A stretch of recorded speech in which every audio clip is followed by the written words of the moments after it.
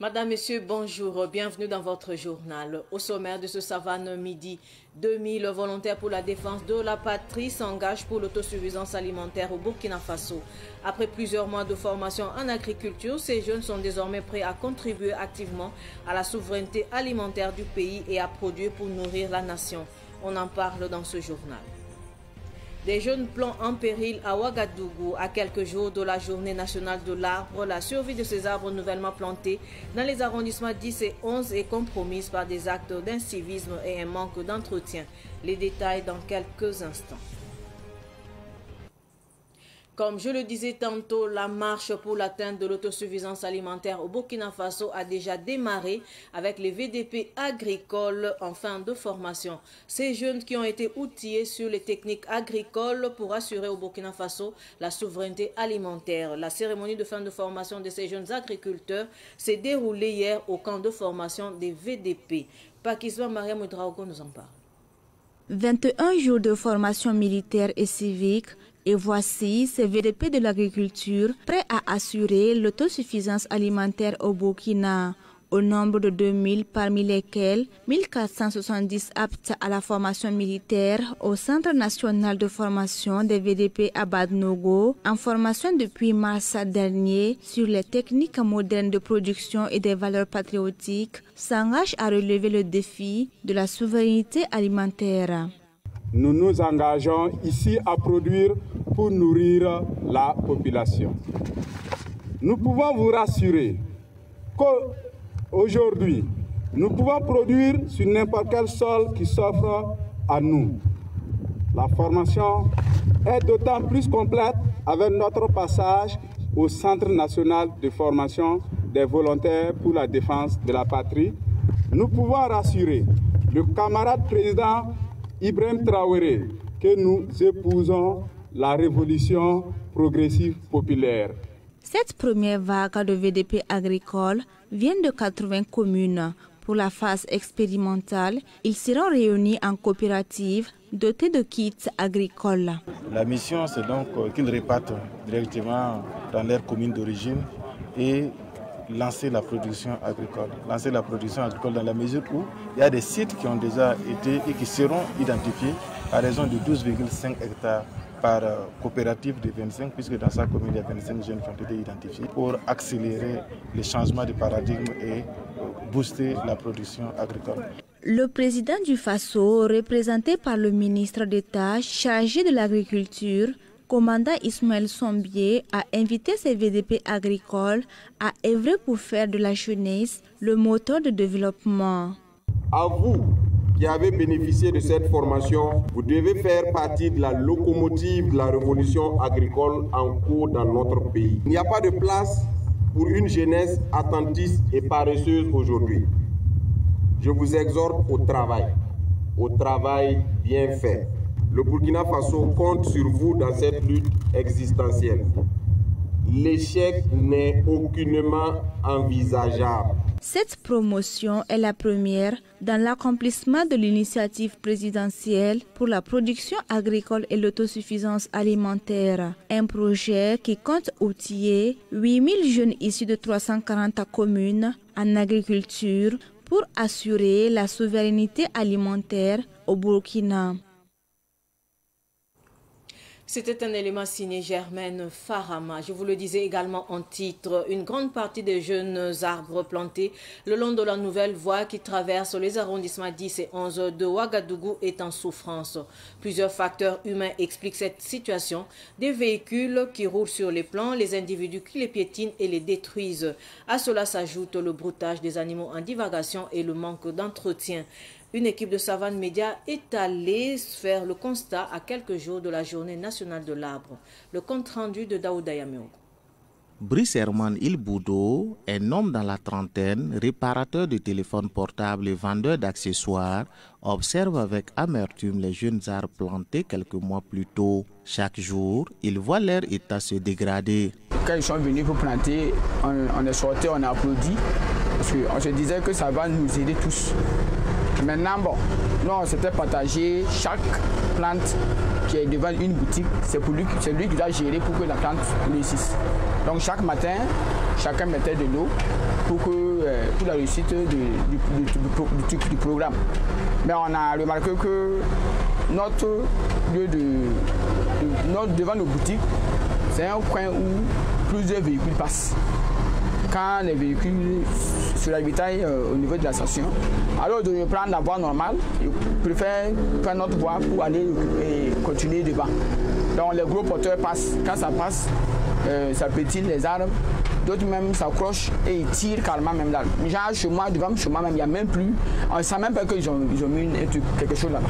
Irène Sako, coiffeuse installée en bordure de la route, témoigne que des véhicules passent régulièrement sur les plans.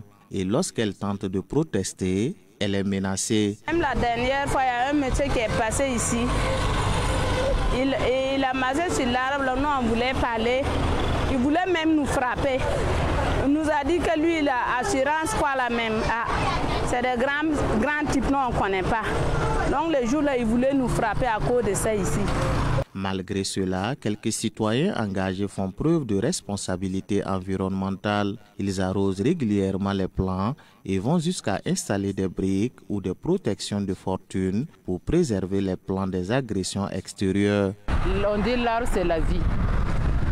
Aussi, au moment où les grillages étaient gâtés. Et c'est ça qu'on a pris les pinets, la mettre dedans, pour pas que l'arbre là-bas se gâte. Parce que s'il y a l'arbre, il y a l'ombre. Les gens peuvent s'asseoir. En tout cas, chaque matin, on arrose nos plantes. On a remarqué que les gens n'arrosaient pas. Les gens n'arrosaient pas et on a remarqué aussi qu'il n'y avait pas de protection comme ça, due aux animaux en divagation et tout. Et souvent, il y a des gens qui cognent les plantes et tout ça, qui détruisent.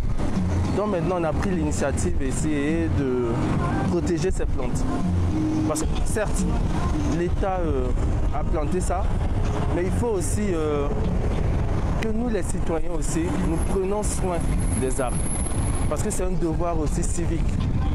C'est vrai que l'État ne peut pas tout faire, mais nous, en tant que citoyens, nous devons prendre aussi quelques responsabilités pour vraiment entretenir ces arbres.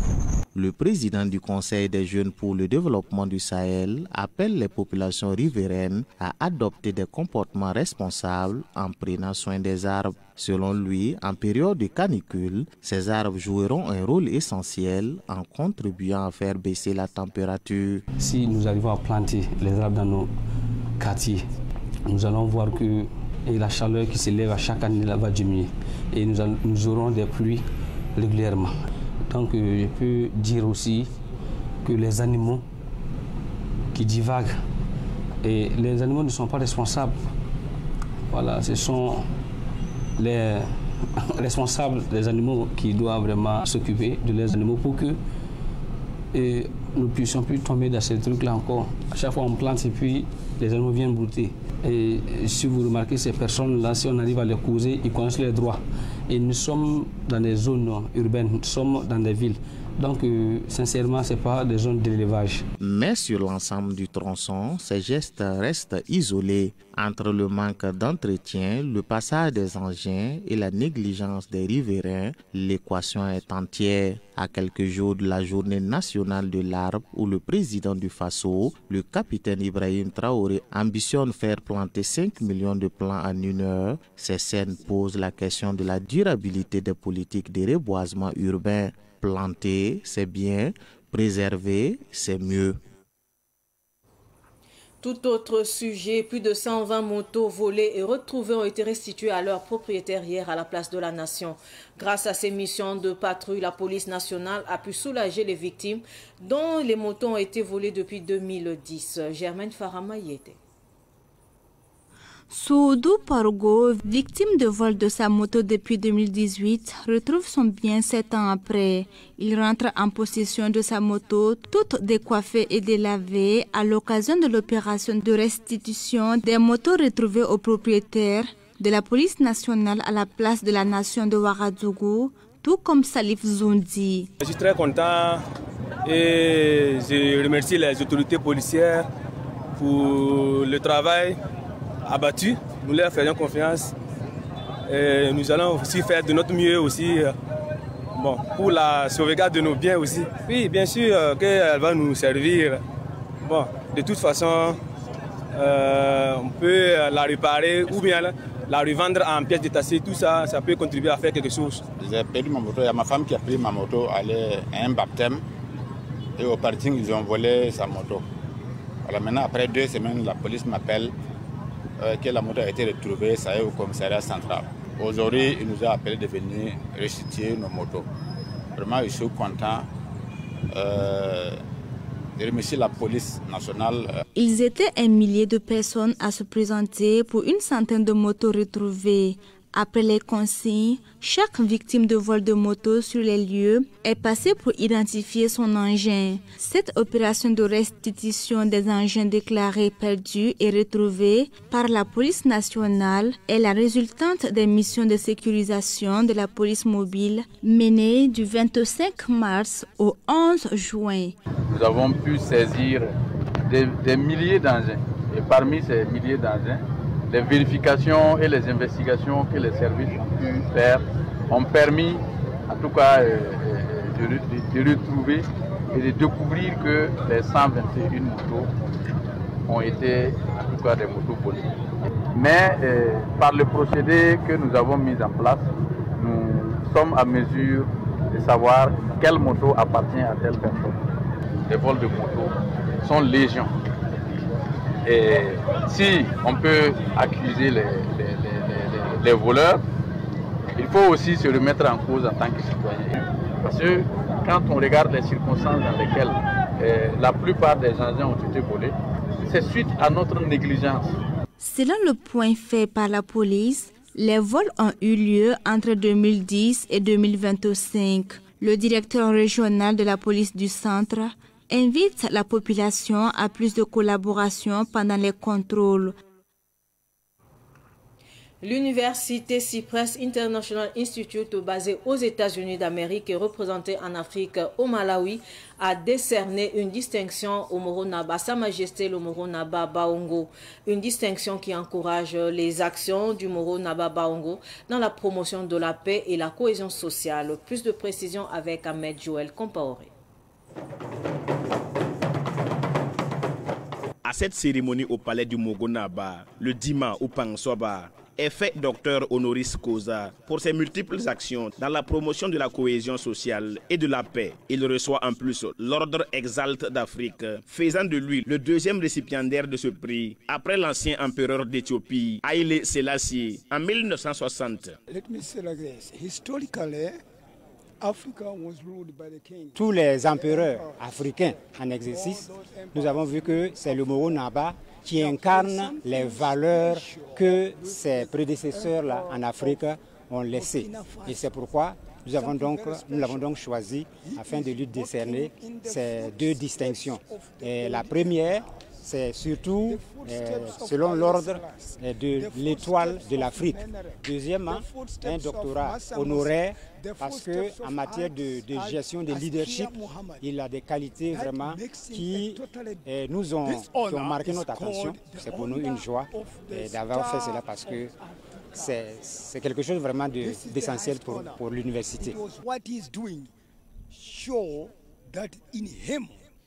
Pour le Widi Nabakiba, ministre du Mogo, cette distinction témoigne des actions de paix de Sa Majesté. Pour la 2e fois en Afrique, et depuis 65 ans, ce prix a été donné.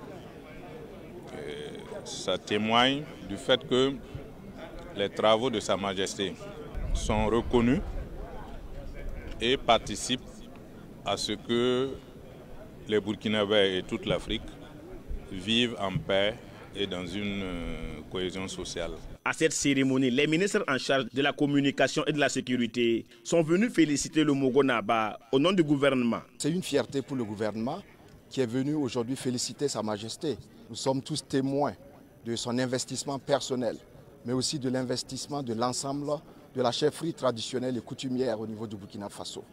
Au-delà donc de sa personne, c'est l'ensemble donc des chefs coutumiers des chefs religieux, des chefs traditionnels. C'est tous les Burkinabés qui ont été honorés aujourd'hui.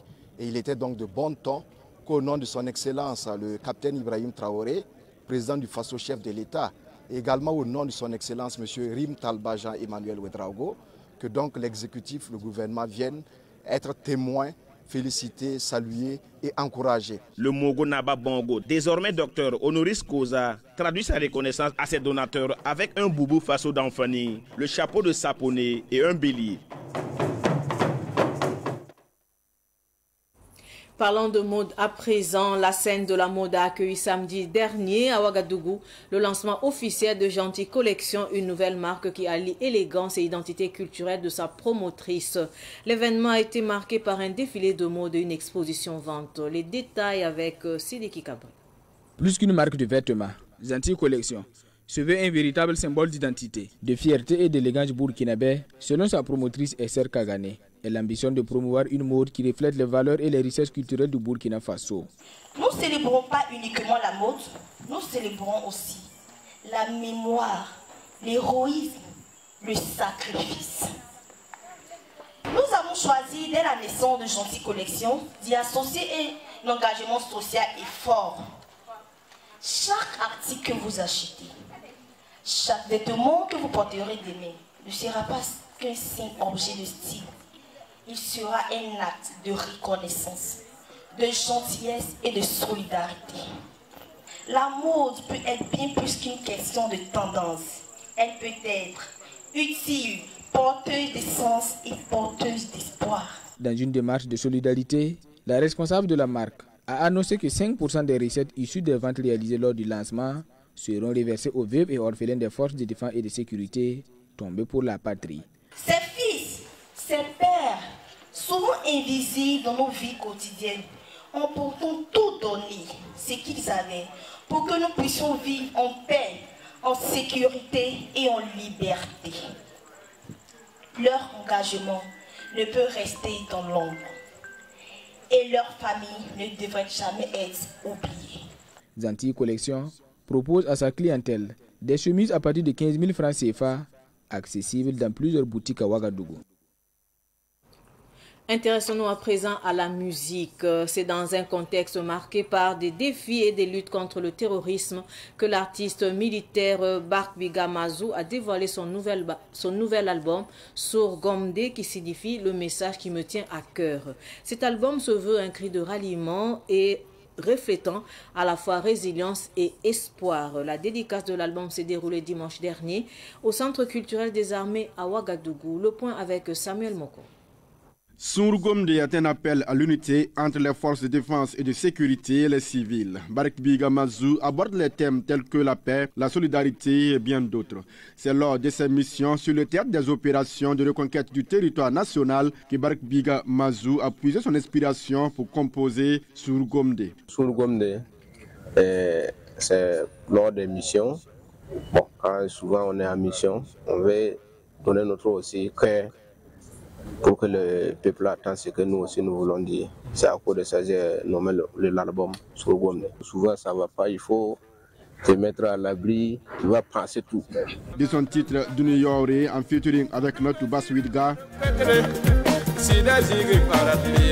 en passant par Commando en featuring avec Zuguna Zaganda et Natu Baswidga,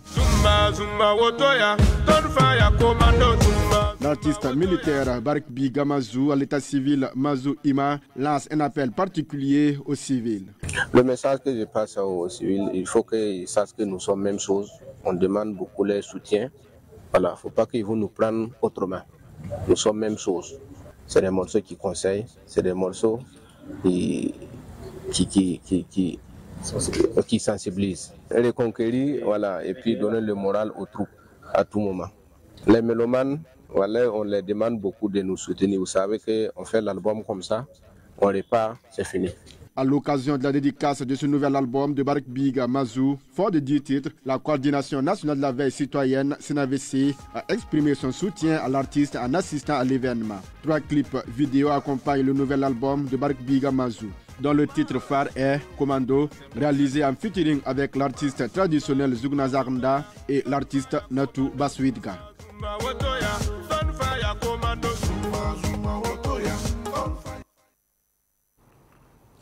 Actualité sportive. Est-ce que nous sommes à la fin du litige qui oppose l'AS Sonabel à l'USFA?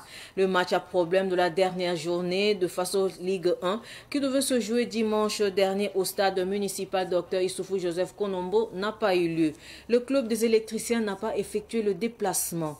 Aussi, l'USFA a empoché les 3 points sur tapis vert et se positionne désormais deuxième au classement général à la fin de la saison. Écoutons les explications du délégué au match Christophe Yameogo. Jusqu'aux formalités d'avant-match, nous avons constaté l'absence de la Sonabel. On a procédé aux formalités avec l'USFA, attendant toujours l'équipe de l'AS Sonabel qui jusqu'à 16h15 est restée absente pour la rencontre. Bon, les officiels ont constaté l'absence. Ils ont pris note. On va aviser à la Ligue de football professionnel qui prendra acte. Donc, du coup, les officiels ont libéré l'équipe adverse, qui est l'USFA. Le constat peut être constaté par les officiels en dehors du terrain. Sinon, dans l'ancien temps, on voyait l'équipe présente sur le terrain procéder à l'engagement, marquer jusqu'à 3 buts pour qu'on arrête. Et puis, mais cette formule n'est plus d'actualité. Voilà. C'est pourquoi ça a été ainsi. 2 finales étaient au menu le week-end dernier pour le compte des activités de fin de saison de la Ligue du centre de cricket. Ruben Wilson Kodjo nous en parle. Samedi, au centre d'éducation de formation professionnelle de Ouagadougou, le club de Nioko 2 a battu celui de Nioko 1 par 47-36, remportant ainsi la première édition du tournoi de cricket des lycées. Dimanche, ce fut le tour de la finale des centres de formation des filles. Et là, le centre de Bogodogo a laminé celui de Signonguin par 67-36 sur le terrain de Lefo. Un motif de satisfaction. Voilà, il y a la satisfaction parce que on voit que l'année est bien clôturée. Voilà, avec ces 2 finales.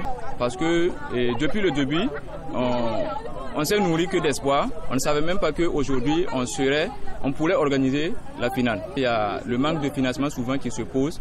Et aujourd'hui, on est satisfait parce qu'on a pu résolver tout cela. Marjorie Nera Guillaume, présidente de l'Alliance francophone de cricket, a fait le déplacement de la France pour assister à ces différentes oppositions. Pour elle, le cricket burkinabé a de beaux jours devant lui. Ce qui m'a vraiment marqué aujourd'hui, c'était l'événement des filles, des jeunes filles, des adolescentes qui ont besoin d'encadrement à tous les niveaux, que ce soit au niveau technique pour maîtriser le jeu, parce qu'il y en a vraiment des talents. Il y a des talents. Moi, je suis pas vraiment coach, mais j'ai pu détecter quand même des lanceuses, des batteuses qui sont vraiment bien, qui ont besoin d'être accompagnées à tous les niveaux, pas seulement au niveau des matériels techniques, mais aussi émotionnels. Dans l'ensemble, je pense qu'il y a un super travail qui se fait ici. Je félicite encore une fois le président de la fédération qui, avec les moyens du bord, essaie de faire beaucoup de choses pour ce sport qui n'est pas connu du tout dans cette partie géographique. Mais voilà, avec ce que j'ai vu là, j'ai encore plus envie d'assister, d'aider, d'apporter tout le soutien nécessaire pour que ça avance, parce qu'on a encore une fois, on a vraiment des talents extraordinaires. Marjorie Nera Guillaume n'est pas venue au Burkina Faso les mains vides. Elle a fait don du matériel sportif au centre d'éducation et de formation professionnelle de Ouagadougou.